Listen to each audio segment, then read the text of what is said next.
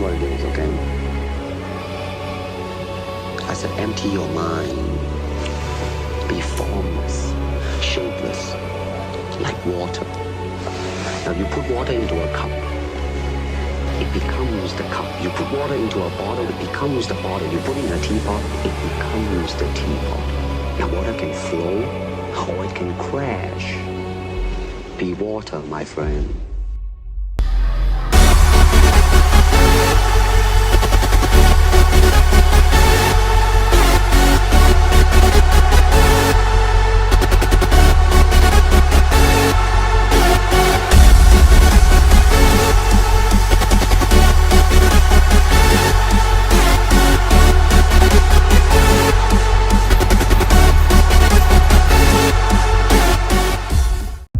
Most of us fail in life because we're afraid of what everyone around you is thinking.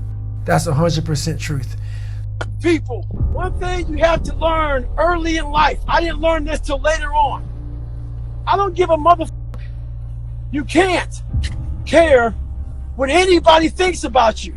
If I cared what people thought about me, you think I'd be yelling out here, doing a 105-pound ruck, talking shit? This is who I am.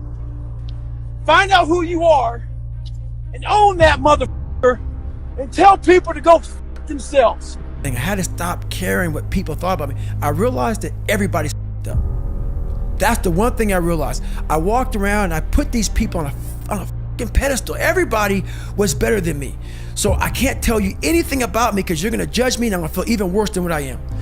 What I realized, once I calmed my mind down and sat back and looked at how jacked up this world is, once you realize that you are not alone, everybody that's talking to you about how jacked up you are, only thing they've done better than you is they've hidden their f***ed up world better than you have. That's all they've done. We live by the narrative of other people. When I first called a recruiter to be a Navy SEAL and I was 297 pounds, the first recruiter looked at me and said, "You're not gonna be able to make this, man." So what he was doing was he's projecting his energy on me. He knew he couldn't be a fucking Navy SEAL. So God helped this black guy, because I was only the 36th African American to make it through in over 70 years. How's this black fat guy gonna make it through in my ass?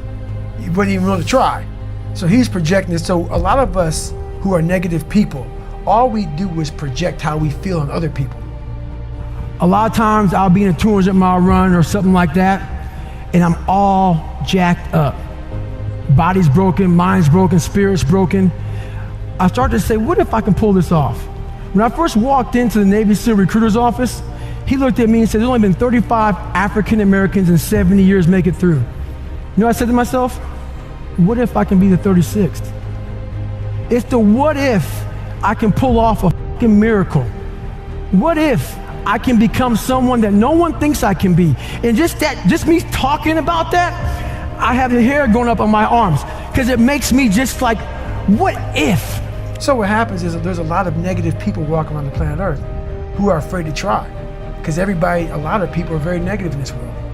So we are afraid to fail. Why? I told you, man, you shouldn't even try it, dude. Just chill out, relax. Why are you so crazy? Why are you so obsessed? So all that stuff drives the quitting mind, I call it. The mind wants to quit. The mind's tired. The mind thinks it's very deserving. So the biggest problem in this world is other people, not yourself. It's other people in your head. They are puppet mastering you pretty much on your life. My next door neighbor 2 months ago, she just killed herself.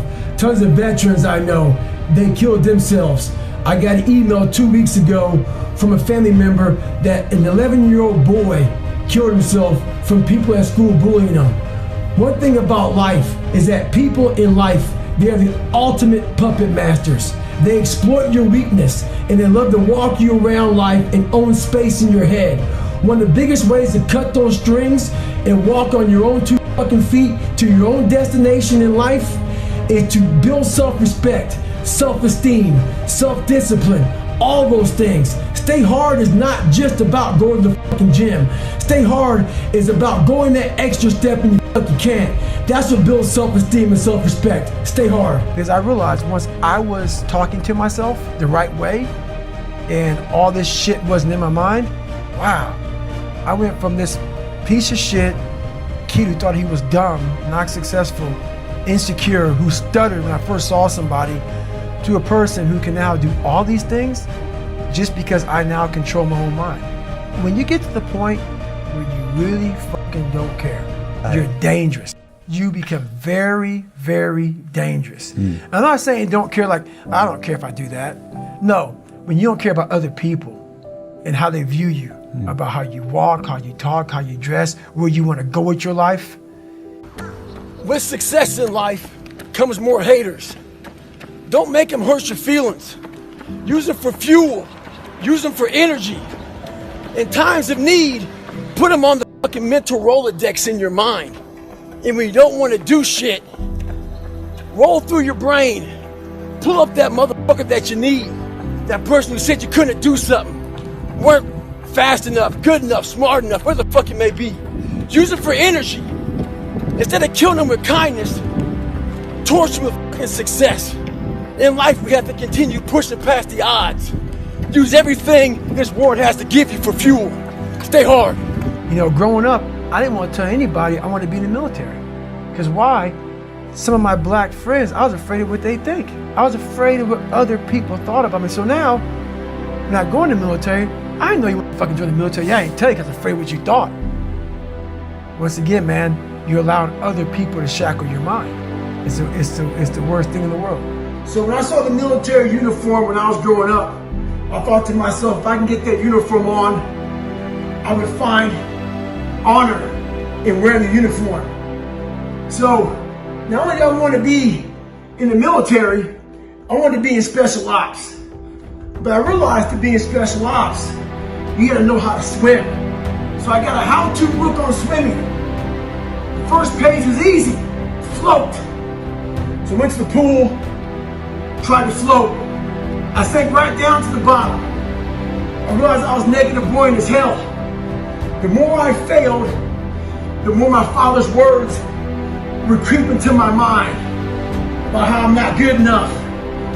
All this other bullshit he said to dehumanize me. As time went on, I started realizing the more I didn't quit, the more self-respect I gained. And the power was all mine. In life, it's important to do one thing. Many people will try to dehumanize you. It's up to you to find self-respect and dignity in yourself. You don't need a uniform to have honor. You need to have pride in yourself, dignity. Stay hard. You have to first accept it before you can fix it. A lot of people walk around, oh man, I'm good. I'm good. No, you're not. You have to accept what you're not. You have to, and people don't want to do that. That's the only way you can fix it. You have to accept it first before you can go on the journey. A lot of folks never even start the journey, man. They never start the journey because they live in this fake life that who they want to be, they act like they are, but they're not because they haven't fixed all this stuff yet. You got to fix this first before we can start our journey in life. So that's why I have them make this list. You fix these problems, now your journey can begin because you no longer care about how people are judging you. When you care more about how someone's judging you, you're going to stay right there. There's no forward momentum. Do you think you could go the other way and maybe become a bit cold if you don't care what anyone thinks? Your fiance, your kids, you know, they're not the people around. Do you not care what they think? See, that's the thing about it. You have to have an understanding of what not caring means. If your fiance and your kids don't believe in you, you can't care what they think. That means you chose the wrong support staff. So that's why a lot of people don't understand one another. Your support staff has to be like, if I want to go out and do whatever it is, my support staff is, my fiance. If she's like, you know what, I don't think that you should be doing that, I have to take it, why? So I can be open-minded. So why are you saying this? But if she's saying it because of her, that's not the right thing. Because I need backing to do what I'm going to do. Open-mindedness, I need support. So you got to be very clear thinking about all that stuff. For instance, there's all these things that are on TV, and we have all these news people judging people who f up in life. And yeah, they made big mistakes. But that person who is judging you on TV, I guarantee you that news person is saying, I'm glad that my shit didn't come out. I know that about people.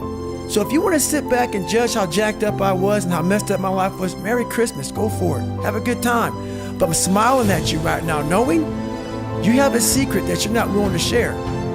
It gives you a lot of power when you're able to go on a podcast this big and say, hey, tell me, I'll tell you anything you want to know. I no longer care. There's a lot of power in that. To be able to put your life on a billboard for the whole world to see and say, judge it, man. Judge it. Like just me talking about it makes me feel good. And that's another thing about it. When you are willing to talk about how jacked up you are, the strength, that big rock that you carry, it just starts to come off you. It just starts to come off. That's why I do it so often. I'm like, hey man, I'll tell you anything you want to know. I'm tired of being afraid. I'm tired of not telling you shit. I'm tired of lying about how good I'm not. I used to always want people to accept me and like me. So I became who they were. If you like something and I didn't like it, I liked it because you liked it. Become unapologetic of who the fuck you are in your life. If you get after it, you're a hard motherfucker. Get after it. You gotta make yourself better than what you think you are. And what that requires is people to not fucking understand you, not know you, not get you at all. Look at you like you're off. Look at you like you have a problem. Don't worry about that shit. Be unapologetic. Get after it. Stay hard. Be who the fuck you are. My circle's very small. I make sure I didn't handpick these people. Because I'm like, so you don't want people in your corner that are like, oh, let me pat you in the back for what the fuck you do. I don't want people patting me on the fucking back because I fucking woke up in the morning. No. So you don't want that. You want people who are honest with you, who are going to tell you what the fuck is honest. Honest and truthful people. So someone who's honest and truthful, who has lived and is accountable for their own personal life, that's who you want in your corner to say, hey man, you know, you're pretty fucking dumb for doing this thing. Like this is not smart. Or you're being a turd today. You're not getting after it. That's who you want in your corner. So you don't want a lot of people, hand-pick people to be in their corner who kiss their fucking ass. You don't want that. The most important step we'll ever take in life is our next one. A lot of us get our feet stuck in concrete. We get our feet stuck in concrete because we're afraid to make enemies. One thing in life, you're gonna always have haters. Embrace them. If you can walk on fucking water, trust me, your haters will say you can walk on water because you can't fucking swim. Shut the fucking noise out. Embrace the fact that people don't like you. It means you're doing something right. Stay hard. Stay in the fight. But I don't respect a lot of people. Because how am I going to respect you if you're not fucking grinding every day? And I don't mean working out, getting to the gym. Really going out there and grinding. So if you don't know how I'm living my life, how am I going to respect you? So you have to be a hard worker, period, dot. You got to work your fucking ass off. That's where I gain respect from you. So if you're working hard every day, now you have an opinion in my eyes. But if you're just a guy who talks shit and you live this fucking life of talking shit, come on, dude. I understand one thing. You're just talking shit. But if I see you every fucking day of your life trying to be better, every day going through all the wickets to be better, you got my attention. I respect you now. So we first have to face the real you. The real me is David Goggins. The real me is a guy looking at you right now saying, I don't want to fucking be on this show right now because I used to stutter as a kid. And I'm afraid of that. I'm afraid that here in a second, I'm going to start fucking stammering and stuttering and the whole world's going to know that I have all these issues.